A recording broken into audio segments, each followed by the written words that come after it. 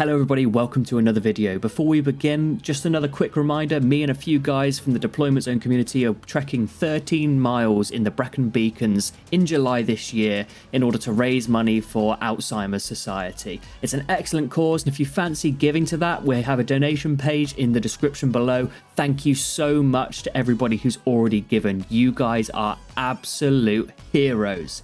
Anyway, this is a monster video. Let's get into it.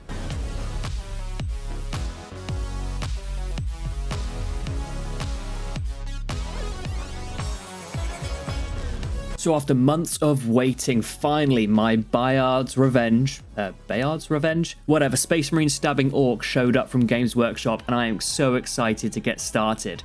This wasn't the original video I had planned, but my 3D printer decided to just give up. I'm going to go fix it at some point, but we'll get on to what I was supposed to do another week. When it came to painting these, I was going to do it in sub-assemblies, starting with the Templar and then ending with the Orc. Given how interlocked they are, it'd be really hard to reach some details if I didn't do this. Anyway, the Templar started simply enough. I sprayed him black, which was a fairly glossy finish, so I covered it off with black contrast paint, specifically Black Legion. Now, for those who don't know, my Templars are really highly detailed in that I do non-metallic metal and weird armor effects, so I had my work cut out for me and I had to get straight into it. I started off with pure Incubi Darkness, which is an off-green colour. I'm not sure that's the right term. We say off-white a lot, but is off-green a thing? I'm going to say it is. By using greens and blues to highlight black, you give it a nice cool colour, which is excellent for Black Templars as they have a lot of white attached to them as well. So if you highlight them with grey, it can look a little bit monochromatic.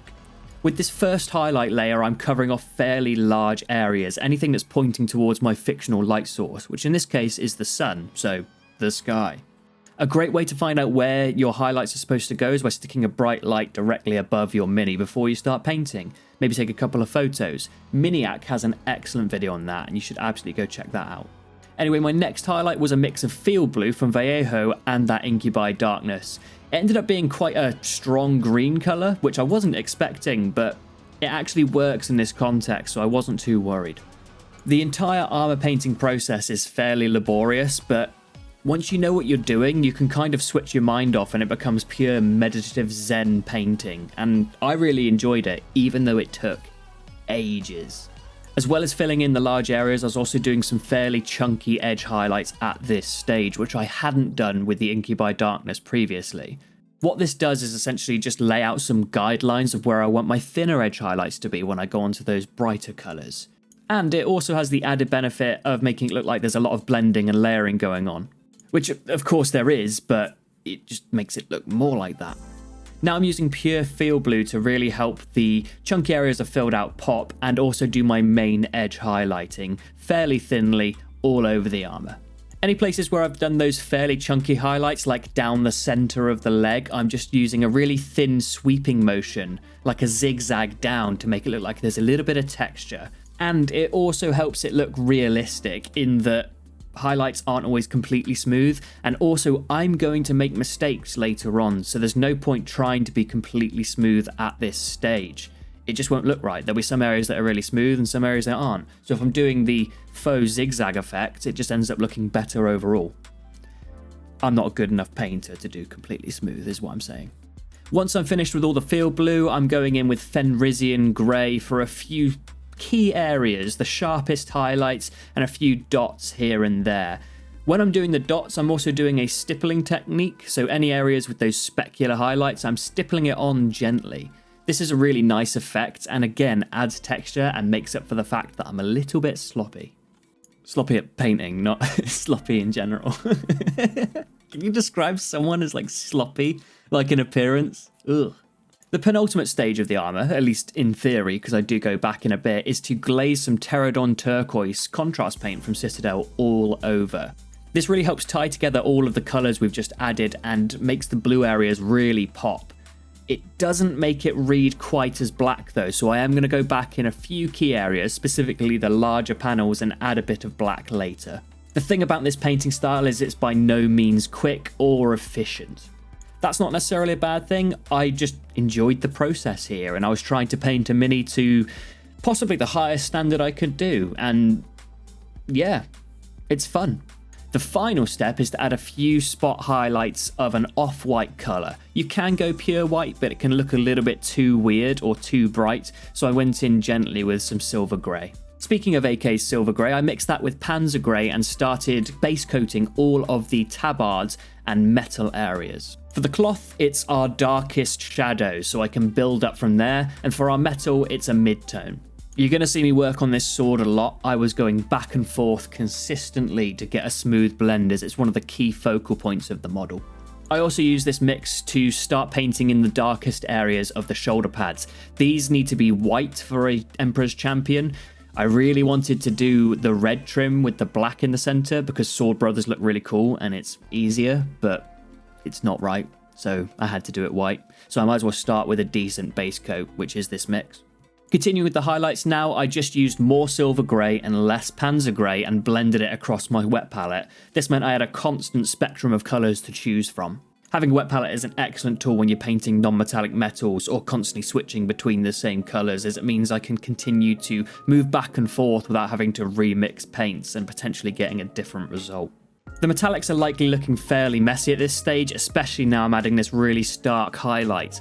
And that's okay, I'm just trying to block in the key areas and give myself an idea of where I need to add my blends. You notice I'm jumping between doing non-metallic metal and the tabard. Again, that's just because they're using similar colours, so while one dries, I move on to the other, and the shoulder pads, which I keep forgetting about.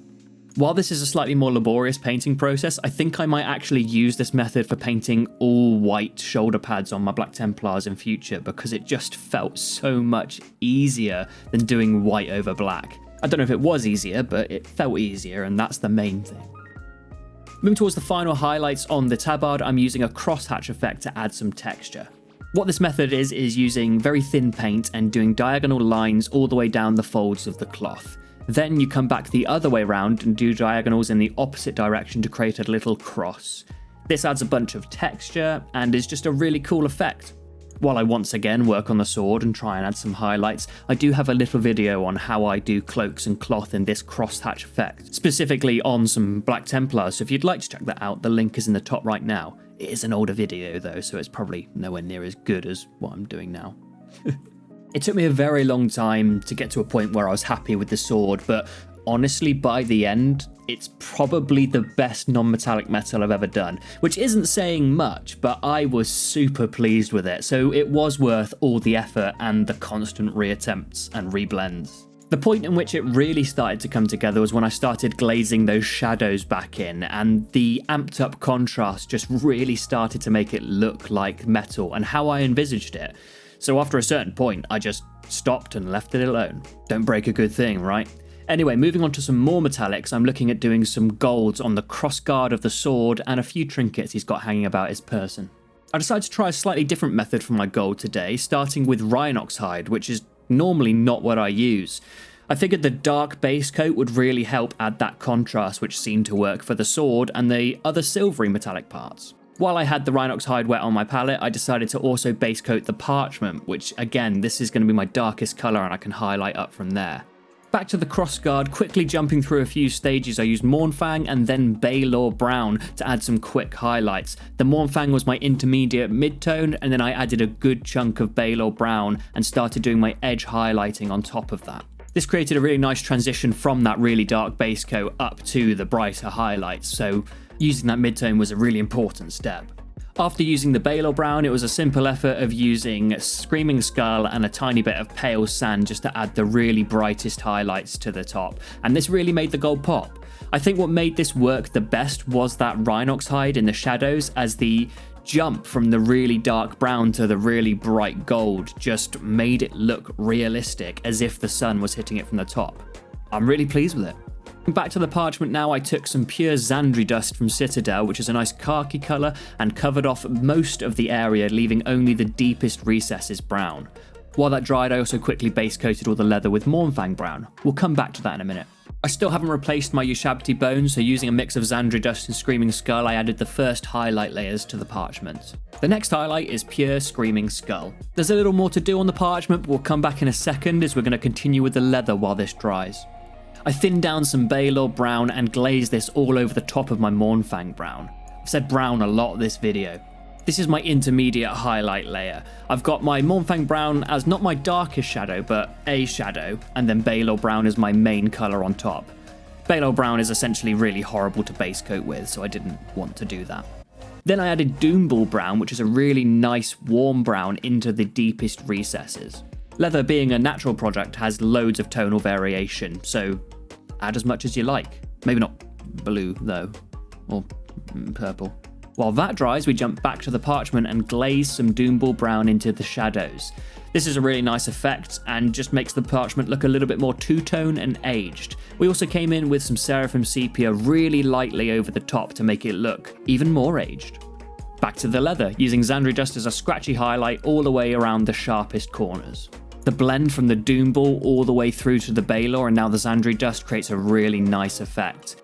The final highlight is Screaming Skull with no mixing at all, and add some scratchy highlights inside the Xandri Dust highlights we've done. This makes the leather look really sharp and creased and battle damaged. I also added a few little scratches here and there to add a little bit more wear and tear.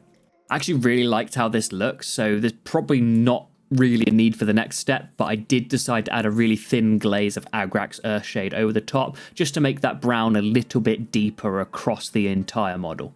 It was at this point I realised I'd completely forgotten about all the armour buckles and straps, so I went back and did them really quickly. And with that done, the main areas of this model are done, and it's time for the smaller details like the rosary around his neck, which I base coated with Incubi Darkness. If you thought I was jumping between things before, get ready, because we're going to be jumping between small details constantly now. I base coated the sword hilt in Citadel's Barak Nar Burgundy, which is a lovely dark colour, and this again was going to be my darkest shade.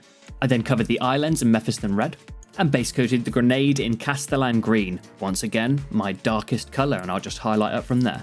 There are a few other red areas on this model, so I base coated those with Rhinox hide as a brilliant first starting point. This included the little Maltese cross on his belt and the tilting plate on his shoulder, which doesn't actually get seen very often. Back to the sword hilt and using Screamer Pink to do a nice chunky highlight all over the areas, leaving the Barak Nar Burgundy only in the recesses. Whilst this dried, I moved back to the grenade and added Death Guard green all over the little knurled areas. While this might seem odd, this is a true reflection of my painting process. I'm always painting something and trying not to wait for something to dry.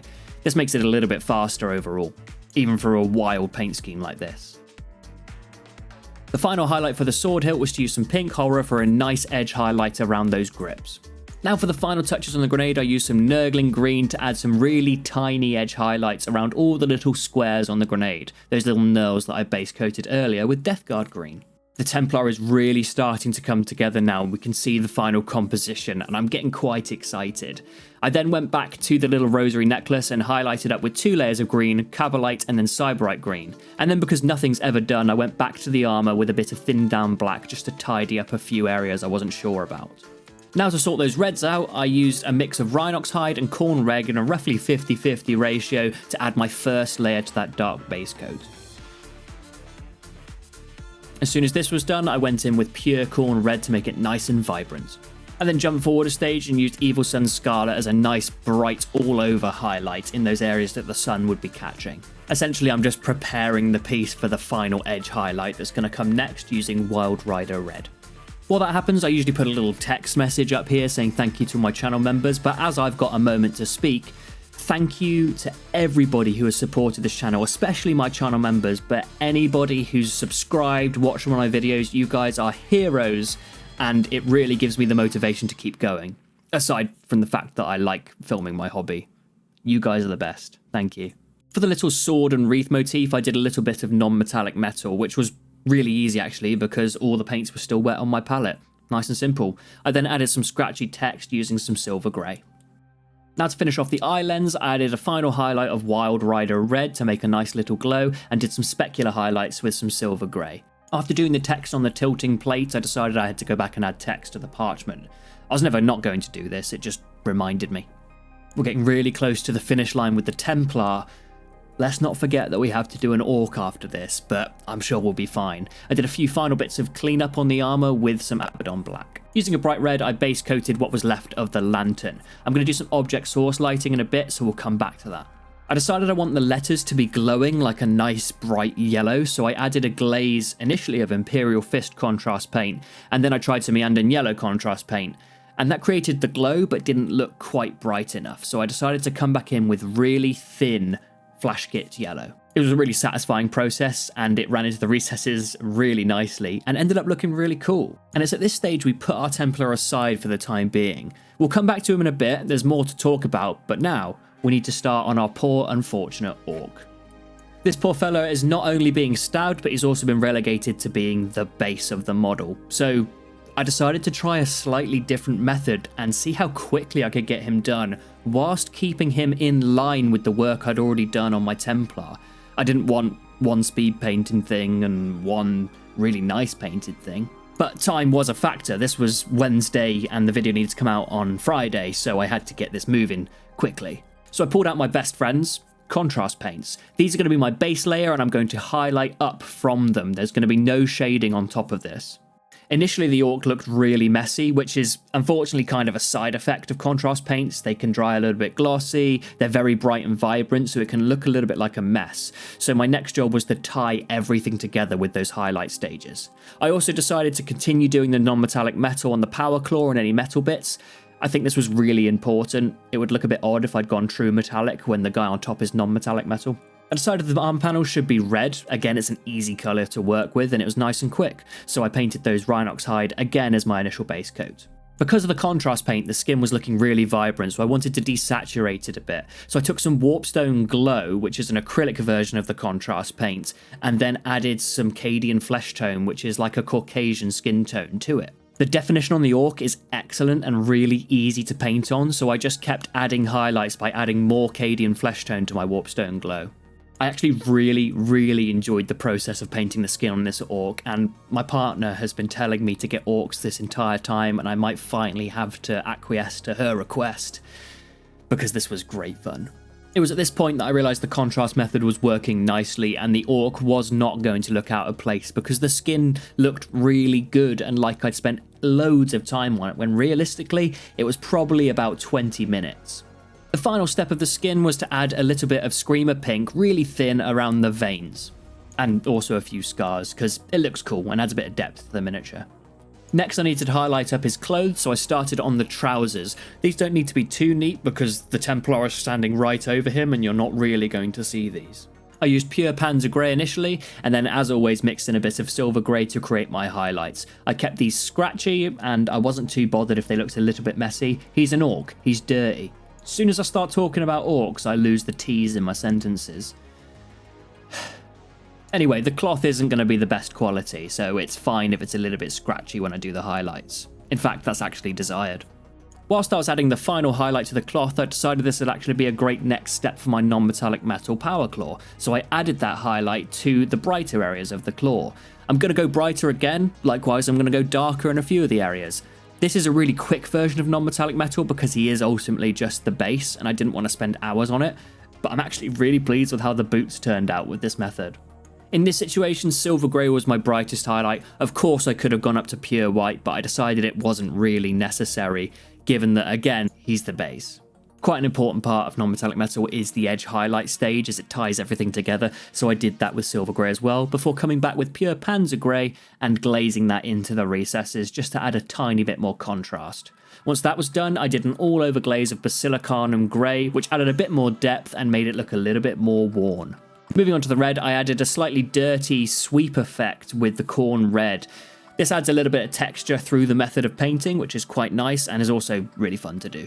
Next highlight was Evil Sunz Scarlet in a more targeted fashion, leaving some of that Corn Red and then Rhinox hide right in the recesses. While that was drying, I added some Baylor Brown scratches all over the leather, which looks amazing because Wildwood is an excellent paint, and I also base coated his eyes yellow. And yellow they would stay until I realised later that Orc eyes are mostly red, so I came back and changed that in a bit. I also did his teeth at the same time with some Steel Legion drab.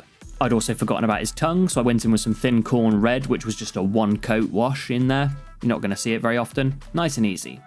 Then I went with Wild Rider Red all over the red areas to add my final highlight. Well, that's a lie, there's one more edge highlight coming, but my final big highlight. Really quite pleased how this Orc is turning out, given that he's probably only been about an hour's work at this point. With everything else gathering highlights at this stage, the rock texture was looking more and more out of place, so I went in with some field blue to rectify that in a nice big overbrush. I also highlighted the teeth of Screaming Skull. Here is where I'd looked at the concept art just to see what else the orc had on him and realised the eyes were red, so using some Blood Angels red over the top, I did that. I edge highlighted the bodywork of the power claw, and it's at this point I realised that I hadn't done the little power cables hanging down the left hand side, so I did those afterwards. The power cables were just a base coat and one quick highlight of Wild Rider red on top. Nice and simple, you're not really going to see it. Final highlight on the red, Lugganoth orange to add a scratchy highlight and a bit of chipping to all those areas. Now the final stage on the orc is to add a bit of Fenrisian grey all over the rocks just to give them a little bit more texture like I normally have on my Black Templars bases. Now here's our Templar again with the object source lighting done. Why wasn't it on camera? Because the entire process I was terrified and there was paint coming off and it was horrible and I thought it ruined everything. So yeah, sorry you didn't see that. It's time to join these two together, and I'd realised I hadn't base coated the orc's feet, so I did that. I roughed up the textures where the super glue was going to adhere, and the most satisfying part of this video happened right now. Absolutely perfect. I was so happy when this came together. It's so nice to see two separate pieces come together and fit so well like this. I am so pleased. This has been a massive video and took ages to complete, so I really hope you enjoyed it, and please share it with a couple of your friends. I hope you had a great time watching this. I had a great time making it. I'm making this a little display piece. It's not being used in a game. Anyway, if you have any comments, whack them below. I'd love to read them because I always love interacting with you guys. Thank you so much for supporting me and watching this video. I hope you had a good time. I've been Sam. See you next time.